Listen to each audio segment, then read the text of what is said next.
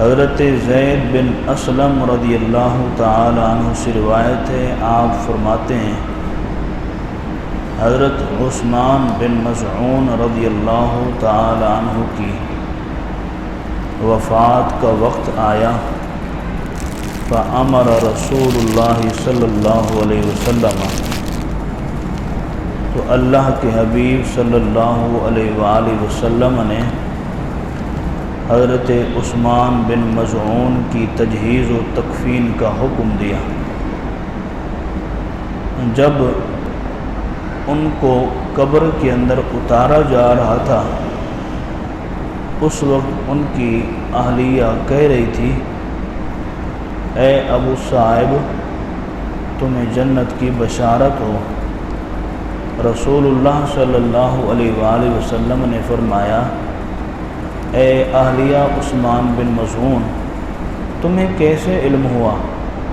تو کہنے لگی، اے اللہ کے حبیب صلی اللہ علیہ وآلہ وسلم، یہ دن کو روزہ رکھتے تھے اور رات کو عبادت کرتے تھے۔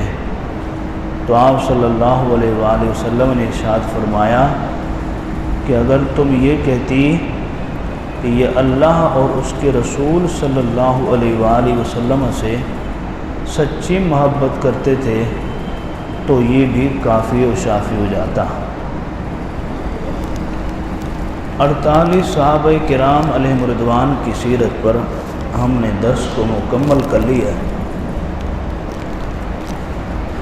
آج 49ویں اور 50ویں صحابہ کرام کی سیرت پر مختصر درس ہے۔ اللہ کریم یہ کاوش قبول فرمائے۔ میں نے جتنا بیان کیا آپ نے سنا، اللہ تعالی ہمارے بیان کو اور آپ کی سماعت کو قبول فرمائے اور عمل کی توفیق عطا فرمائے۔ حضرت عثمان بن مظعون رضی اللہ تعالی عنہ اور ایک ہے حضرت انس بن مالک رضی اللہ تعالی عنہ۔ یہ وہ صحابہ کرام علیہم رضوان ہیں جن کی سیرت کے حوالے سے میں نے ایک فہرست تیار کی تھی کہ ان حضرات قدسیہ کی سیرت پر درس ہوگا، ورنہ اس کے علاوہ اور بھی نامور اور مشہور صحابہ ہیں کہ جن کی سیرت پر درس دیتے رہیں تو میں سمجھتا ہوں زندگیاں ختم ہو جائیں گی، تب بھی ان کی سیرت مکمل نہیں ہو سکتی۔ یہ یوں سمجھیں کہ جس صحابی کی سیرت پر ہمارا درس ہوتا رہا تو یہ ایک مختصر ان کی سیرت میں سے چند پہلو لیے جاتے تھے، ورنہ ان کی سیرت طویل ہیں، ان کی تاریخ بہت طویل ہے۔ تو حضرت عثمان بن مظعون رضی اللہ تعالی عنہ یہ وہ صحابی رسول صلی اللہ علیہ وآلہ وسلم ہیں کہ ان کو 2 ہجرتیں کرنے کا لقب ملا ہوا ہے۔ 2 ہجرتیں، ان کو ذوالہجرتین کہا جاتا ہے۔ ذوالہجرتین، 2 ہجرتوں والا۔ تو کیوں کہا جاتا ہے؟ کیونکہ ان کو 2 مرتبہ ہجرت کرنے کا اللہ نے شرف بخشا۔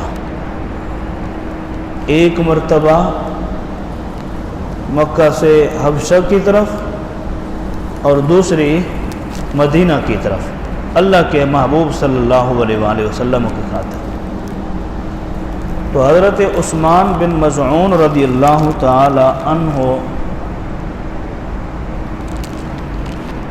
ویسے تو ان کی سیرت بہت لمبی ہے، لیکن 3 سے 4 باتیں ایسی ہیں جو بڑی نصیحت آموز ہیں۔ ان میں ایک بات یہ ہے کہ حضرت عثمان بن مظعون رضی اللہ تعالی عنہ آپ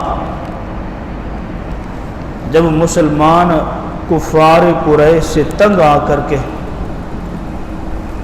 ہجرت حبشہ پر آمادہ ہوئے، چونکہ یہ حبشہ کیا تھا؟ یہ کفار کی پرامن تجارت گاہ تھی۔ یہاں کفار قریش بڑے اچھے انداز سے پرامن طریقے سے اپنی تجارت کیا کرتے تھے، اور بڑی زبردست آمدنی حاصل کرتے تھے اور کثیر منافع حاصل کرتے تھے۔ تو یہ ایک تجارتی پرامن جگہ تھی، یہاں پر ہر آنے اور ہر جانے والے کو ایک امن محسوس ہوتا تھا، وہ اپنے آپ کو پرامن محسوس کرتا تھا۔ تو حضرت عثمان بن مظعون رضی اللہ تعالی عنہ نے جب مسلمان مکہ سے حبشہ کی طرف ہجرت کر رہے تھے تو ان کو راستوں کا پتہ نہیں تھا کہ کون کون سے راستے ہم طے کریں، عبور کریں اور پھر ہم حبشہ کی طرف پہنچ جائیں۔ تو ان مسلمانوں کے اس جتھے اور اس گروہ کو لے جانے والے اور ان کی رہنمائی کرنے والے، ان کو راستہ بتانے والے کون تھے؟ یہ حضرت عثمان بن مظعون رضی اللہ تعالی عنہ ہے۔ کسی مسلمان کو راستہ بتا دینا ثواب کا باعث ہے، اور ایک پورے گروہ کو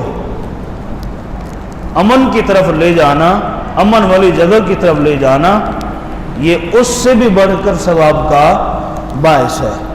تو حضرت عثمان بن مظعون رضی اللہ تعالی عنہ کو ایک شرف تو یہ ملا کہ انہوں نے 2 ہجرتیں کی، دوسرا شرف ان کو یہ حاصل ہے کہ انہوں نے مسلمانوں کو حبشہ کی طرف ہجرت کے لیے رہنمائی کی اور ان کو راہ سے بتایا۔ ایک اور بات، حضرت عثمان بن مظعون، یہ میں ساتھ میں ان کے والد کا نام اس لیے بتا رہا ہوں کہ شاید ہو سکتا ہے آپ سمجھ جائیں کہ حضرت عثمان غنی تو نہیں ہے، تو اس لیے میں ان کے والد کا نام ساتھ بتا رہا ہوں۔ تو حضرت عثمان بن مظعون رضی اللہ تعالی عنہ، ظاہر اسلام لانا اس وقت بڑا مشکل تھا، اور پھر اسلام پر قائم رہنا اس سے زیادہ پرکٹھن تھا۔ حضرت عثمان بن مظعون رضی اللہ تعالیٰ عنہ مسلمان ہو چکے تھے، تو اب ان کو پناہ چاہیے تھی، کسی کی حمایت چاہیے تھی، کسی سے تحفظ چاہیے تھا کہ میں کسی کے تحفظ میں رہوں، کسی کی پناہ میں رہوں، تاکہ مجھے میرے ہی خاندان کے کفار مجھ پر حملہ نہ کریں، مجھے اذیت نہ پہنچائیں۔ تو ولید بن مغیرہ ایک تمن خان تھا، کفار قریش میں اس کا ایک بڑا نام لیا جاتا تھا۔ تو ولید بن مغیرہ کے پاس حضرت عثمان بن مظعون گئے، اور یہ ان کے چچا تھے، حضرت عثمان بن مظعون کے چچا تھے، اور ان سے جا کے کہا، اے چچا مجھے تمہاری پناہ کی ضرورت ہے۔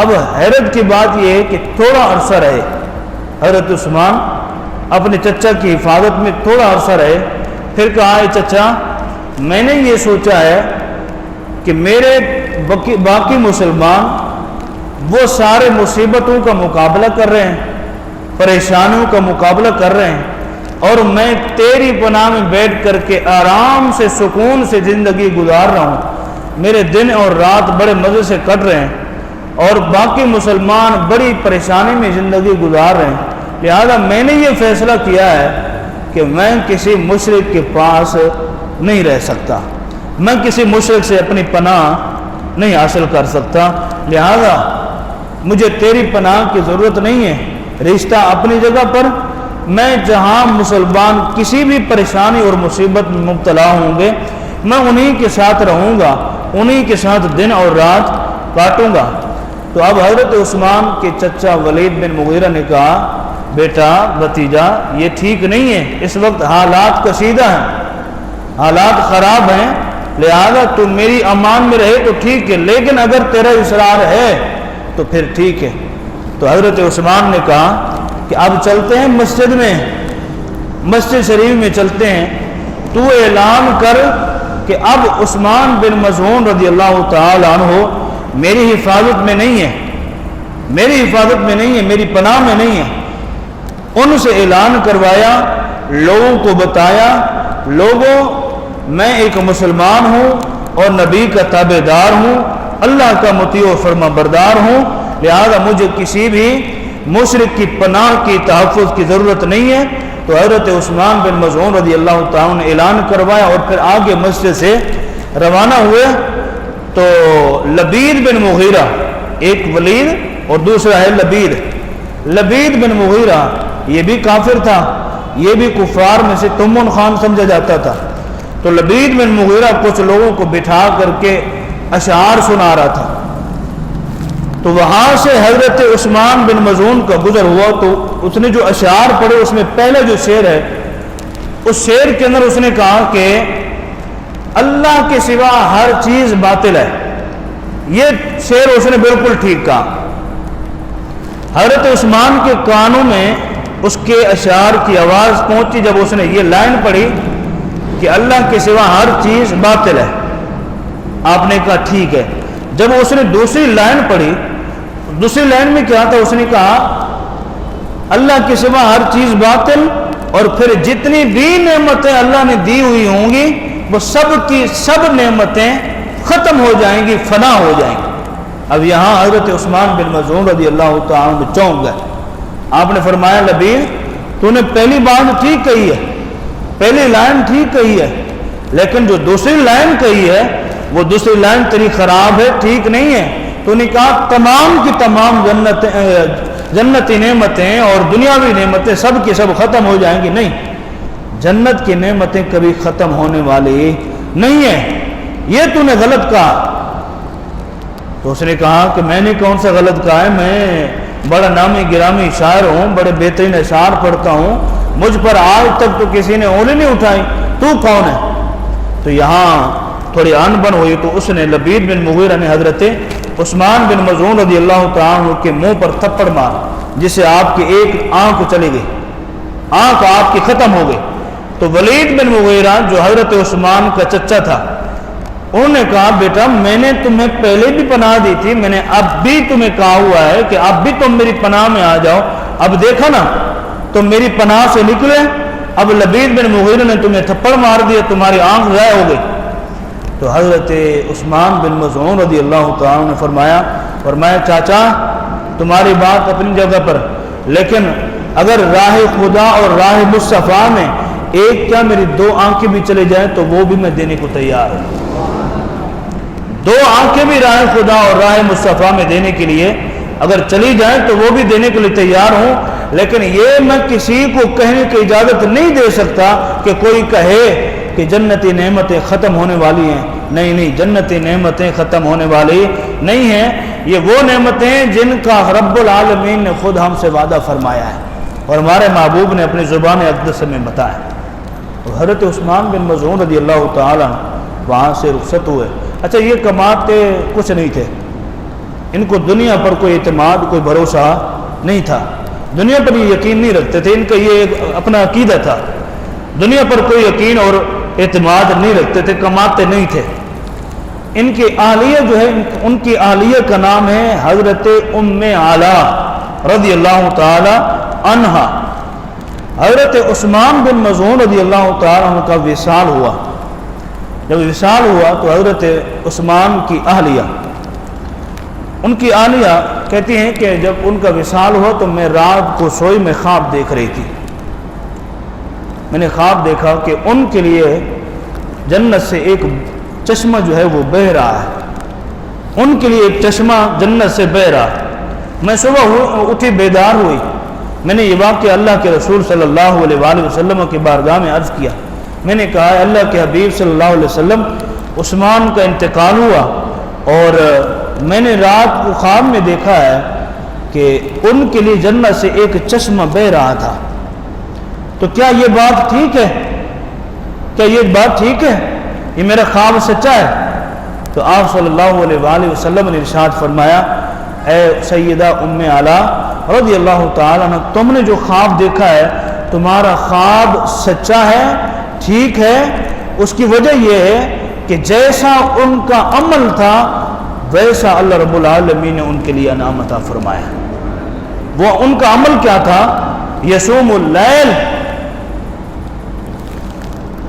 ویصوم النہار، دن میں ان کا روزہ ہوتا تھا، رات کو بھی ان کا روزہ، اور پھر روزے سے مراد بھوکا رہنا، اور پھر رات کو قیام کھڑے ہو کر کے کیا کرتے تھے، یہ ان کی عبادت تھی، رات کو کھڑے ہو کر کے قیام، صبح سے لے کر شام تک روزہ، یہ ان کا کام تھا، یہی ان کی عبادت تھی، اس کے علاوہ کوئی اور کماتے کھاتے کچھ بھی نہیں تھے۔ اسی وجہ سے حضور اکرم صلی اللہ علیہ وسلم کو جب بتایا گیا اے اللہ کے حبیب صلی اللہ علیہ وسلم آج ان کا انتقال ہو گیا، تو آپ صلی اللہ علیہ وسلم دوڑتے ہوئے آئے، حضور دوڑتے ہوئے آئے تو ان کی لاش مبارک، ان کے جسم کو چارپائی پر رکھ دیا گیا۔ تو آپ صلی اللہ علیہ وآلہ وسلم، جیسے ہمارے یہاں رشتہ داروں کا انتقال ہوتا ہے، جو قریب ہوتے ہیں تو جا کر کے مردے کے قریب بیٹھ جاتے ہیں، جھک جاتے ہیں اور پھر کچھ باتیں کہتے رہتے ہیں کہ یہ تو ایسا تھا، یہ ایسا تھا، اس نے یہ ہمارے ساتھ مدد کی، فلاں فلاں فلاں۔ تو آپ صلی اللہ علیہ وآلہ وسلم ان کا جسم ایسے رکھا ہوا ہے، تو آپ صلی اللہ علیہ وسلم ان کے چہرے کے قریب، ان کے چہرے کے قریب اپنے چہرے کو قریب لے گئے اور پھر آپ صلی اللہ علیہ وسلم اپنے چہرہ یوں کر لیتے ہیں، پھر دوسری مرتبہ یوں قریب کرتے ہیں، پھر واپس لے آتے ہیں، پھر تیسری مرتبہ آپ صلی اللہ علیہ وسلم نے یوں چہرہ کیا، پھر واپس لے، 3 مرتبہ صحابہ کرام فرماتے ہیں، روایت کر رہے ہیں حضرت ابن عباس رضی اللہ تعالیٰ، فرماتے ہیں 3 مرتبہ آپ صلی اللہ علیہ وآلہ وسلم کو ہم نے نوٹ کیا، 3 مرتبہ یوں سر جھکایا اور تیسری مرتبہ سر اٹھایا اور سسکیاں مار مار کر کے آپ صلی اللہ علیہ وسلم ان کی وفات پر رو رہے تھے اور صحابہ بھی رو رہے تھے۔ تو ہم نے حضور اکرم صلی اللہ علیہ وآلہ وسلم کے اس منظر کو دیکھا، جب آپ صلی اللہ علیہ وآلہ وسلم نے 3 مرتبہ سر اٹھایا اور پھر جھکایا، آخر میں آپ صلی اللہ علیہ وسلم نے حضرت عثمان بن مظعون رضی اللہ تعالی عنہ کے چہرے کا بوسہ لیا، بوسہ لینے کے بعد آپ صلی اللہ علیہ وسلم نے ارشاد فرمایا عثمان یہ وہ بندہ ہے، نہ دنیا اس سے کچھ لے سکی ہے، نہ انہوں نے دنیا سے کچھ حاصل کیا ہے۔ یہ دو باتیں فرمایا، نہ دنیا اس سے کچھ حاصل کر سکی ہے، یعنی نہ دنیا اسے بہکا سکی ہے اپنی طرف، اور یہ نہ دنیا کی طرف بہک سکے ہیں، نہ دنیا نے اس سے کچھ لیا، نہ انہوں نے دنیا سے کچھ حاصل کیا ہے۔ یہ حضور اکرم صلی اللہ علیہ وآلہ وسلم نے حضرت عثمان بن مظعون رضی اللہ تعالیٰ عنہ کے حوالے سے کلمات کے۔ اچھا، حضور اکرم صلی اللہ علیہ وسلم نے ارشاد فرمایا ان کی تجہیز و تکفین کا اہتمام کرو، ان کو کفن پہنایا گیا، ان کا نماز جنازہ پڑھا گیا۔ حضرت زید بن اسلم جن کی روایت میں نے حدیث کی تلاوت میں پڑھی، حضرت زید بن اسلم رضی اللہ تعالیٰ عنہ فرماتے ہیں کہ حضور اکرم صلی اللہ علیہ وسلم نے ان کی تجہیز تکفین کا اہتمام کروایا۔ جب ان کو قبر کے اندر رکھا جا رہا تھا، تو جب ان کو قبر کے اندر رکھا گیا تو ان کی اہلیہ قبر پر کھڑی ہوئی تھی۔ اچھا یہ دیکھیں، خیر والے کلمات کہنے کے لیے کسی کو بھی منع نہیں ہے، خیر کے کلمات کہنا کسی کے لیے منع نہیں ہے۔ اب اہلیہ قبر کے اوپر کھڑی ہو کر کے کیا کہہ رہی ہیں؟ اپنے شوہر کے لیے یہ کلمات کہہ رہی ہیں کہ اے عثمان بن مظعون رضی اللہ تعالی عنہ، تجھے جنت کی بشارت ہو، تجھے جنت کی بشارت ہو۔ اب آپ دیکھیں، شوہر کے لیے اچھے کلمات کہنا، خیر کے کلمات کہنا۔ رات ہماری دوستوں سے ملاقات ہوئی تو اس میں ایک دوست مجھے کہنے لگے، مجھے بہت اچھی بات لگی کہ شوہر کی بیوی جو قدر کرتی ہے نا، چاہے کسی بھی طرح سے قدر کرتی ہے، اس کی عزت کرتی ہے، اللہ رب العالمین اسے اجر عطا فرماتا ہے، کسی نہ کسی صورت میں اس کو اللہ رب العالمین اجر عطا فرماتا ہے۔ تو میں وہ 2 باتیں، رات دوستوں سے ملاقات ہوئی تو 2 باتیں میں سن کر کے بڑا حیران ہوا۔ کہنے لگے کہ ہماری ایک عزیزہ تھی، تو ان کا ابھی انتقال ہوا، تو ان کا شوہر کے ساتھ جو ایک تعلق تھا عزت کے حوالے سے 2 باتیں کہی انہوں نے، اور باتیں ہیں لیکن وہ یہاں بتانے کے حوالے سے نہیں۔ کہتے ہیں کہ ایک بات تو یہ تھی کہ جب ان کا شوہر رات کو گھر واپس آتا تو وہ خاتون اپنے شوہر کے لیے پانی گرم کرتی، پانی گرم کر کے وہ اپنے شوہر سے کہتی اب آپ اپنے پاؤں پھیلائیں، پاؤں پھیلائیں، وہ پاؤں پھیلاتے، پھر وہ گرم پانی ان کے پاؤں پر ڈالتی اور پھر برش یا جامے سے ان کے پاؤں کو صاف کرتی۔ تو ان کے شوہر کہتے کہ یہ کیا کر رہی ہے، روزانہ میں آتا ہوں ایسا کرتی ہو؟ تو وہ خاتون اپنے شوہر سے کہتی کہ میں نہیں چاہتی آپ بازار جائیں، مارکیٹ جائیں، دوستوں سے ملاقات کریں اور آپ کے پاؤں گندے ہوں اور آپ کو لوگ کہیں کہ یار تو نے پاؤں اپنے نہیں دھوئے، تیرے پاؤں گندے ہیں۔ میں تو یہ چاہتی ہوں کہ آپ صاف ستھرے رہیں، آپ کا لباس صاف ستھرا رہے۔ اور دوسری بات انہوں نے یہ کہی کہ ان کے شوہر کا یہ بیان ہے، ان کے شوہر نے یہ بات کہی کہ میرے 2 سے 3 سوٹ کبھی بھی ایسا نہیں ہوا کہ 2 سے 3 سوٹ صاف ستھرے ہو کر کے استری ہو کر کے الماری میں نہ کھڑے ہو۔ ان کے اور بہت ساری باتیں، لیکن 2 یہ باتیں ان کے شوہر نے اعتراف کیا اور ان کے لیے دعائیں دی کہ میں ایسی اہلیہ کو، ایسی خاتون کو دعائیں دیتا ہوں جس نے میرے لیے اتنا اہتمام کیا۔ اچھا، تیسری بات جو انہوں نے مجھے بتائی، تیسری بات یہ ہے کہ وہ خاتون اپنے شوہر کے حوالے سے، حالانکہ ان کا شوہر نکمل اکٹھو، لیکن شوہر کے حوالے سے وہ کسی بھی خاتون کسی بھی فرد سے اپنے شوہر کے معاملے میں کوئی بھی غلط بات سننے کے لیے برداشت نہیں کرتی تھی۔ یہ 3 خاصیات اس خاتون کے اندر ہیں، اور ان کا شوہر ان کے لیے ان کے مرنے کے بعد دعائیں کر رہا ہے۔ اب آپ اندازہ کر، اللہ تبارک و تعالیٰ ایسی بھی خاتونیں، ایسی بھی خواتین، ایسی بھی عورتیں پیدا فرماتا ہے۔ وجہ کیا ہے؟ اس نے کیوں کیا، ایسا کیوں کیا، کیوں کرتی رہی؟ کیونکہ اس کی تربیت کی یہ تھی، اس کے والدین نے اس کی صحیح تربیت کی تھی، اس کے والدین نے اس کی اچھی تربیت کی تھی، اس کا یہی نتیجہ ملا۔ تو یہ وہ خاتون ہے جن کی تربیت شوہر کے معاملے میں ایسی ہے کہ وہ خود قبر پر جا کر کھڑی ہو رہی ہے، اے ابو صاحب، اے میرے شوہر نامدار، میں اللہ سے دعا کرتی ہوں کہ اللہ تجھے جنت کی بشارت عطا فرمائے۔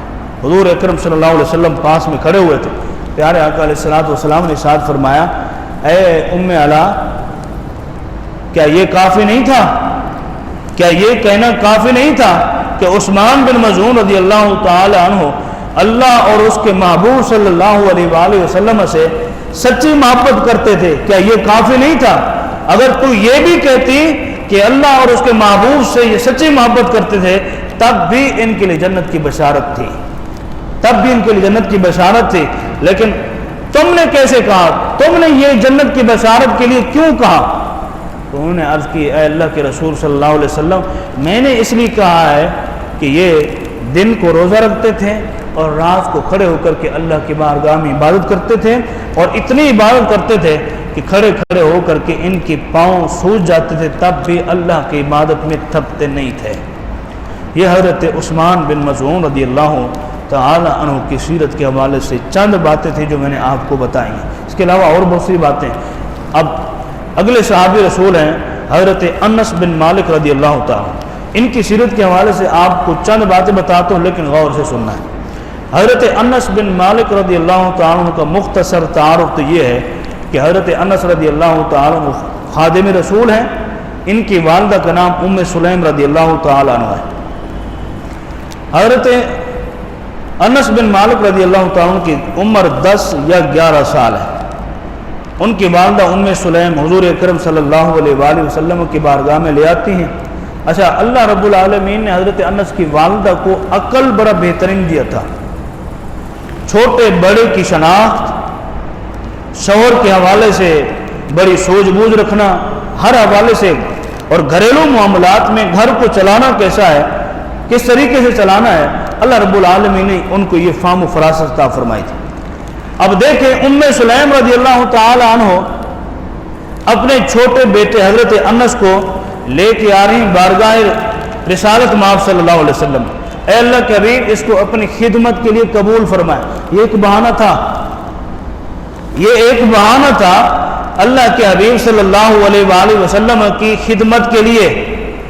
اصل مقصد تو ان کو حضور اکرم صلی اللہ علیہ وآلہ وسلم کے ساتھ ایک تعلق جوڑنا تھا۔ یہی وجہ ہے کہ آج کتب احادیث کے اندر حضرت ام سلیم رضی اللہ تعالی عنہ کا نام بھی آتا ہے، اور ان کے بیٹے حضرت انس رضی اللہ تعالی عنہ کا نام بھی آتا ہے۔ ہزاروں کی تعداد میں روایت کرنے والے حضرت انس رضی اللہ تعالی عنہ، ہزاروں کی تعداد۔ اے اللہ کے حبیب، ان کو اپنی خدمت کے لیے قبول فرمائے۔ حضور نے فرمایا، ٹھیک ہے، تمہارے بچے کو ہم نے اپنی خدمت کے لیے قبول کیا۔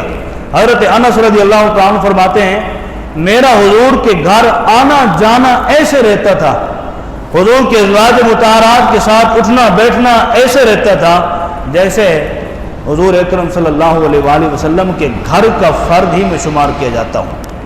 یعنی اس انداز سے میں حضور کے گھر آتا جاتا رہتا تھا، مجھے کسی بھی طرح سے رکاوٹ نہیں ہوتی تھی۔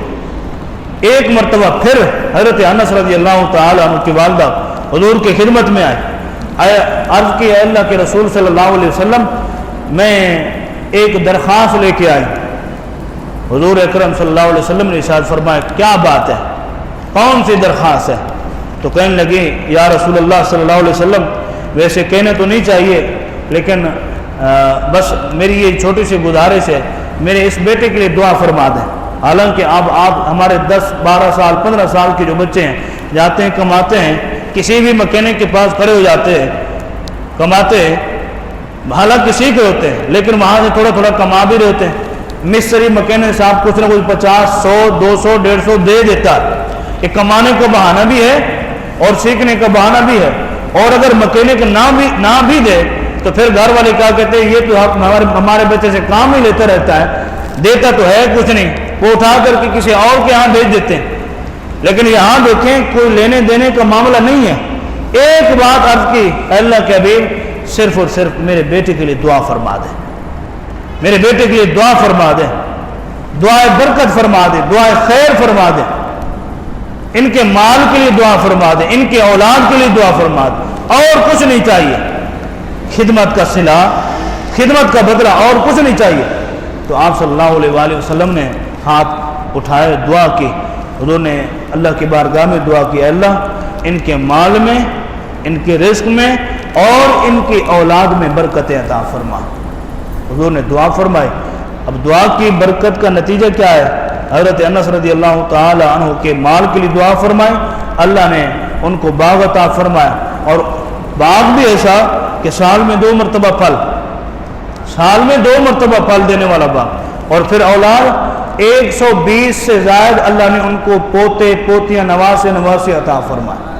اب یہ ہے حضور اکرم صلی اللہ علیہ وآلہ وسلم کی دعا کی برکت اور اس کا نتیجہ۔ اب حضرت ام سلیم رضی اللہ تعالیٰ عنہ یہ وہ خاتون ہیں، حالانکہ حضور اکرم صلی اللہ علیہ وسلم کسی خاتون کے پاس ٹھہرے، یہ حضور اکرم صلی اللہ علیہ وسلم کی طبیعت میں نہیں تھا، لیکن حضرت ام سلیم رضی اللہ تعالیٰ عنہ کے گھر خود حضور اکرم صلی اللہ علیہ وسلم جاتے، وہاں پر جا کر کے قیلولہ فرماتے، آرام فرماتے، وہاں جا کر کے آپ صلی اللہ علیہ وسلم کھانا بھی کھاتے، کھانا بھی تناول فرماتے، یہ حضور کی عادت تھی۔ اور پھر آپ صلی اللہ علیہ وسلم کے لیے وہ بستر بنا دیتی اور آپ صلی اللہ علیہ وسلم آرام فرماتے۔ وہ واقعہ آپ نے سنا ہے کہ حضرت ام سلیم فرماتی ہیں میں حضور اکرم صلی اللہ علیہ وسلم کی پیشانی مبارک، آپ کے سینے مبارک کا وہ ایک تنکے کے ساتھ پسینے جمع کر کے ایک شیشی میں ڈال رہی تھی، تو حضور اکرم صلی اللہ علیہ وسلم بیدار ہوئے تو فرمایا کیا کرو گی، کیا کرو گی؟ میں نے عرض کی اللہ کے حبیب صلی اللہ علیہ وسلم میں آپ کے پسینے کو اپنی خوشبو والی شیشی میں ڈال دوں گی، اللہ رب العالمین اس میں برکت عطا فرما دے گا، میں اپنی خوشبو کو 4 چاند لگانا چاہتی ہوں۔ تو آپ صلی اللہ علیہ وآلہ وسلم نے فرمایا پھر نکال لو جتنا پسینہ نکالنا ہے۔ تو انہوں نے پسینے سے اپنی شیشی کو بھر لیا، پسینے سے اپنی شیشی کو بھر لیا، پھر جب بچوں کو خوشبو لگانی ہوتی پسینے رسول صلی اللہ علیہ وسلم لگا دیا کرتے تھے، حضور کے پسینے کو لگا دیتی تھی، پھر ان کے بچوں سے جو خوشبو آتی تھی دوسرے بچے ان پر رس کرتے تھے، وہ پوچھتے تھے کہاں سے یہ خوشبو لائے؟ وہ کہتے ہیں ہماری والدہ نے ہمیں لگائی ہے، ہمیں پتہ نہیں کہ ہماری والدہ اس خوشبو کو کہاں سے لے کر آئی ہے، وہ بازار مصطفیٰ صلی اللہ علیہ وسلم سے خوشبو آئی۔ اب حضرت انس رضی اللہ تعالیٰ عنہ آپ کا جب وصال ہوا نا، وصال کا وقت قریب ہوا تو آپ نے وصیت فرمائی، آپ نے فرمایا یہ کچھ ناخن مبارک ہیں، یہ حضور اکرم صلی اللہ علیہ وآلہ وسلم کے ناخن ہیں جن کو میں نے اپنے پاس محفوظ کیا ہوا، ان ناخنوں کو میرے کانوں کے نیچے رکھ دینا، جب میرا وصال ہو جائے تو یہاں رکھ دینا، اور یہ شیشی ہے میرے اوپر انڈیل دینا، میرے اوپر انڈیل دینا، یہ خوشبو ہے۔ تو پوچھنے والوں نے پوچھا کہ یہ کون سی خوشبو ہے، یہ کون سی خوشبو ہے، اس کا نام کیا ہے، اس خوشبو کا نام کیا ہے؟ اس کی خوشبو بہت اچھی ہے، ہم لگانا چاہتے ہیں، ہم لینا چاہتے ہیں، لہذا ہمیں بتائیں یہ ملتی کہاں سے ہے؟ تو حضرت انس بن مالک رضی اللہ تعالی عنہ نے فرمایا، آپ نے فرمایا جو خوشبو تم سمجھ رہے ہو یہ وہ خوشبو نہیں ہے، یہ خوشبو رسول صلی اللہ علیہ وآلہ وسلم ہے، یہ حضور کا پسینہ ہے جو میری والدہ نے جمع کیا ہوا تھا وہاں سے استعمال ہوتے ہوتے اب تک میں استعمال کر رہا ہوں لیکن ختم نہیں ہوا۔ لہذا جب میرا انتقال ہو جائے، میری وفات ہو جائے، میرے آقا علیہ الصلوۃ والسلام کے اس پسینے کو میرے اوپر چھڑک دینا، کیونکہ مجھے امید ہے اگر میری بخشش ہو یا نہ ہو یہ الگ بات ہے، لیکن اگر یہ حضور کے ناخن مبارک، حضور کے پسینے مبارک کو میرے جسم پر چھڑک دیا تو میں اپنی بخشش کا سامان سمجھتا ہوں، اسے میں اپنی بخشش کا سامان سمجھتا ہوں۔ اچھا، پھر لوگوں نے پوچھا، یہاں پر حضرت ثابت بنانی رضی اللہ تعالیٰ عنہ بڑے بہترین بزرگ ہیں، انہوں نے اس بات کو نقل کیا، وہ کہنے لگے کہ حضرت انس رضی اللہ تعالی عنہ سے کسی نے پوچھا، ان سے کسی نے پوچھا، اے انس رضی اللہ تعالی عنہ، اتنا لمبا عرصہ آپ نے حضور کی خدمت میں گزارا، حضور کی خدمت میں گزارا، تو کیا اس کا کوئی صلہ بھی ملا ہے؟ اس کا کوئی صلہ بھی ملا ہے؟ تو حالانکہ صلہ تو ہونا چاہیے، آپ کسی کے ہاں بھی کام کرتے ہیں تو آپ کو ریٹائرمنٹ ملتا ہے کہ نہیں ملتا؟ یہ آپ کا صلہ ہوتا ہے، یہ آپ کا صلہ ہوتا ہے، اس لیے آپ کو دیا جاتا ہے۔ تو کام کا بدلہ کوئی نہ کوئی انعام ہوتا ہے، کوئی نہ کوئی ایک احسان ہوتا ہے، کوئی نہ کوئی تحفہ ہوتا ہے۔ تو حضرت انس رضی اللہ تعالیٰ عنہ سے کسی نے پوچھا کہ اتنی خدمت کی کیا آپ کو صلہ بھی ملا ہے؟ تو حضرت انس رضی اللہ تعالیٰ عنہ نے فرمایا، ہاں صلہ مجھے ملا ہے۔ ایک تو یہ تھا کہ جب آپ صلی اللہ علیہ وسلم حیات تھے تو میں حضور اکرم صلی اللہ علیہ وسلم کا دیدار کرتا تھا، حضور کے چہرے اقدس کی زیارت کیا کرتا تھا، لیکن اب یہ ہے کوئی بھی رات خالی نہیں جاتی جس رات حضور اکرم صلی اللہ علیہ وسلم کا مجھے دیدار نہ آتا ہوا، کوئی بھی رات خالی نہیں۔ کیا یہ میرے لیے صلہ نہیں ہے؟ کیا میرے لیے یہ انعام نہیں ہے؟ آگے چلیے، حضرت انس رضی اللہ تعالی عنہ آپ بیمار ہوئے تو حضرت انس رضی اللہ تعالی عنہ نے انار ہمارے یہاں انار ملتے ہیں، لوگ بڑے شوق سے کھاتے ہیں، بڑا مفید بھی ہوتا ہے۔ تو بیماری کے عالم میں آپ نے اپنے شاگردوں سے فرمایا کہ مجھے آج انار کھانے کا شوق ہے، طلب ہے، میں انار کھانا چاہتا ہوں، جائیے انار لے کے آئیے۔ آپ کے شاگرد بڑے بڑے تابعی ہیں اور صحابہ میں بھی آپ کے بڑے بڑے شاگرد ہیں۔ تو حضرت انس نے اپنے شاگرد سے فرمایا، جاؤ بیٹا مجھے انار کھانے کا شوق ہے، ایک انار لے کے۔ انار لے کے آیا، آپ کا شاگرد پیش کیا تو کسی شاعر نے باہر سے آواز دی کہ کوئی ہے جو اللہ کے نام پر دے دے۔ ایک وہ واقعہ جو آپ نے حضرت علی المرتضی، حضرت امام حسن رضی اللہ تعالی عنہ، امام حسین کے بارے میں سنا ہوا ہے۔ ایک واقعہ حضرت انس کے بارے میں، حضرت انس کی خدمت میں وہ انار رکھا گیا تو باہر سے سائل نے آواز لگائی کہ کوئی ہے اللہ کے نام پر دینے والا، تو حضرت انس نے وہ انار واپس اس سائل کو دے دیا، وہ چلا گیا۔ آپ نے فرمایا دوسرا لے کے آؤ، دوسرے لے کے آئے، پھر سائل آیا، اس نے آواز دیا، آپ نے وہ انار دے دیا۔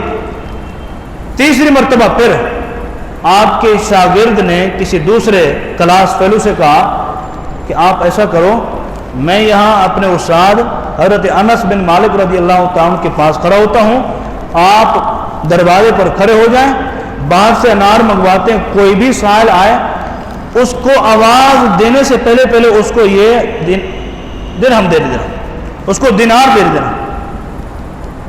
وہ جب بھی سائل آتا وہ جا کر کے دینار دیتے ہیں، جب بھی سائل آتا وہ جا کر کے اسے درہم دے دیتے ہیں۔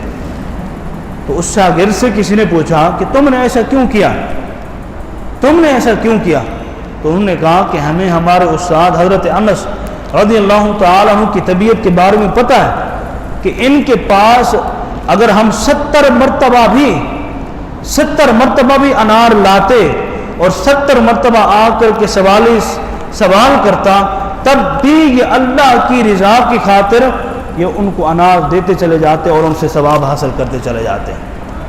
یہ ان کی طبیعت تھی۔ حضرت انس رضی اللہ تعالیٰ عنہ کے حوالے سے انہوں نے یہ اہتمام کیا کہ سائل آئے اس کو پیسے دے دو تاکہ سائل کی آواز ہمارے استاد حضرت انس رضی اللہ تعالیٰ عنہ کے کانوں تک نہ جا پڑے، کیونکہ ان کے کانوں تک آواز گئی تو وہ پھر جو ہے اللہ کی راہ میں اس انار کو بھی دے دیں گے۔ ایک اور بات جو میں نے پڑھی ہے حضرت انس رضی اللہ تعالیٰ عنہ کے حوالے سے، امام ذہبی رضی اللہ تعالیٰ عنہ نے بھی اس کے اندر لکھا ہے۔ امام ذہبی رحمۃ اللہ تعالیٰ علیہ نے جو بات لکھی ہے، اس بات سے پہلے ایک اور بات ہے جو میں آپ کو عرض کرنا چاہتا ہوں۔ حضرت انس رضی اللہ تعالیٰ عنہ کے حوالے سے اور بہت ساری باتیں ہیں، لیکن ایک بات یہ ہے کہ لوگ ان کے ہاتھوں کو بہت چومتے تھے۔ ابھی ریکارڈنگ ہو رہی ہے تو بات کرنا مناسب نہیں ہے۔ ایک صاحب آئے تو میرا ہاتھ چومنے لگے، تو میں نے ان سے اپنا ہاتھ چھڑا لیا، تو وہ ناراض ہو کے چلے گئے۔ وہ آئے نہیں، وہ نماز ہی پڑھنے نہیں آ رہے۔ اچھا، مجھے اس بات کا اندازہ ہی نہیں تھا کہ وہ مجھ سے ناراض ہو گئے اس لیے کہ میں نے ان کو اپنا ہاتھ نہیں چومنے دیا۔ کسی دوسرے سے، اس کے دوسرے دوست سے میں نے پوچھا، میں نے کہا یار وہ فلاں نہیں آ رہے، خیر تو ہے؟ تو وہ مجھے کہنے لگے ہاں وہ اس دن نا آپ نے ان کو ہاتھ نہیں چومنے دیا تھا، اس لیے وہ ناراض ہو گئے، ابھی دوسری مسجد میں جاتے ہیں۔ میں نے کہا یہ کیا بات ہوئی؟ تو میں نے کہا بھائی میں اپنے آپ کو اس چیز کا مستحق نہیں سمجھتا، اس لیے میں اس سے اپنی جان چھڑانا چاہتا ہوں۔ اور دوسری بات یہ ہے کہ ہاتھ چامنے سے نا اسے انسان کے دل میں تھوڑا سا تکبر پیدا ہوتا ہے، ورنہ میں روکتا نہیں ہوں، لیکن اپنے آپ کو بچانے کی کوشش کرتا ہوں۔ تو میں اپنی طبی حوالے سے یہ سمجھتا ہوں کہ میں مستحق نہیں ہوں ہاتھ چموانے کا، میرے ہاتھوں کا بوسہ لیا جائے۔ ورنہ لیاری میں آپ جائیں، آپ دیکھیں مسجدوں میں باقاعدہ لائن لگتی ہے، کسی کا جانا ہوا ہو تو آپ جا کے دیں گے ہر مسجد میں، ہر نماز میں لائن لگتی ہے۔ اور بھی شہر ہیں، اور بھی علاقے جہاں مجھے پتا ہے لائن لگتی ہے، نماز کے ختم ہونے کے بعد امام صاحب مصلی پر کرتے ہیں، لوگ لائن لگا کے آتے ہیں، امام صاحب کو سلام بھی کرتے ہیں اور ان کا ہاتھ چومتے ہیں۔ ہر ایک اپنے علاقے کا اپنا ایک رواج، ایک طریقہ کار ہے، تو وہ ظاہر سے اپنے آپ کو لائق سمجھتے ہوں گے یا نہیں سمجھتے ہوں، یا لوگوں کا طور طریقہ ہوگا، لیکن میری طبیعت ہے ہی نہیں۔ اور اگر چوم لے کوئی تو میں اس کو روکتا نہیں ہوں، لیکن چھڑا لیتا ہوں۔ بہرحال پھر میں نے ان کو بلایا، میں ان کو سمجھایا بھائی میری تو طبیعت ایسی ہے، تو اب وہ نمازیں پڑھنے کے لیے آتے ہیں۔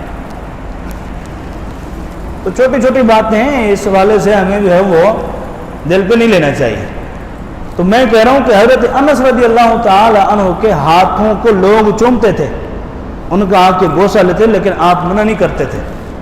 اور بعض وہ صحابہ ہیں کہ جن کے ہاتھوں کو لوگ بوسہ لیتے تھے لیکن وہ اپنے ہاتھوں کو چھڑا لیتے تھے۔ دونوں باتیں میں آپ کو بتاؤں، بعض وہ صحابہ جو اپنے ہاتھوں کو چھڑا لیتے تھے، اور ایک حضرت انس ہیں کہ ان کے ہاتھوں کا لوگ دور دور سے بوسہ لینے کے لیے آتے تھے۔ کیوں؟ وجہ کیا تھی؟ وجہ یہ تھی کہ حضرت انس رضی اللہ تعالی عنہ کے یہ وہ ہاتھ تھے جو ہر دفعہ، ہر بار، بلکہ بار بار حضور کے ہاتھ مبارک میں آیا کرتے تھے۔ اس لیے لوگ آتے دور دور سے، نام سن کر کے حضرت انس رضی اللہ تعالی عنہ کا، ان کو تلاش کرتے ہوئے، ان کا ایڈریس دے کر کے آتے آپ کے ہاتھ چومنے کے لیے، صرف تبرک، برکت حاصل کرنے کے لیے۔ ہاں، اگر برکت اگر آپ کو چاہیے تو پھر برکت والی ہی شخصیات کو پکڑا جائے، ہمارے اندر کوئی برکت نہیں ہے، بات سیدھی ہے۔ تو یہ حضرت انس رضی اللہ تعالیٰ عنہ کی سیرت کے حوالے سے چند باتیں تھیں جو میں نے آپ کی خدمت میں گزارش کی۔ اللہ کریم حضرت انس رضی اللہ تعالیٰ عنہ کی سیرت کے حوالے سے ہم نے جو سمجھا، حضرت عثمان بن مظعون کی سیرت سے جو ہم نے سمجھا، اللہ کریم اس سیرت کو قبول فرمائے، اور جو 50 صحابہ کی سیرت کے حوالے سے ہمارا درس چلتا رہا، آج اس کا اختتام ہوا۔ اللہ کریم اس کے اندر جو غلطی، کوتاہی مجھ سے ہوئی، کوئی غفلت ہوئی بولنے میں، سمجھانے میں، اللہ تعالیٰ مجھے معاف فرمائے، آپ کی شرکت کو، آپ کی حاضری کو قبول فرمائے۔ اللہ رب العالمین اس کی برکتیں عطا فرمائے، اور اس درس کی برکت سے ہم سب کی نیک حاجات کو پورا فرمائے، نیک مقاصد کو پورا فرمائے۔ وآخر دعوانا الحمدللہ رب العالمین۔